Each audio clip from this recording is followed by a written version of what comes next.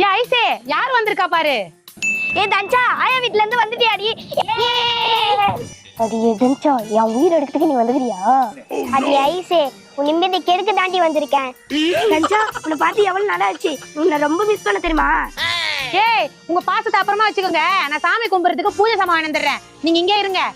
தஞ்சா இங்க வந்து உட்காரு. அம்மா உனக்கு நிறைய பலகாரம் செஞ்சு வச்சுக்குது. நான் போய் எத்தனாரேன். சரிக்கா.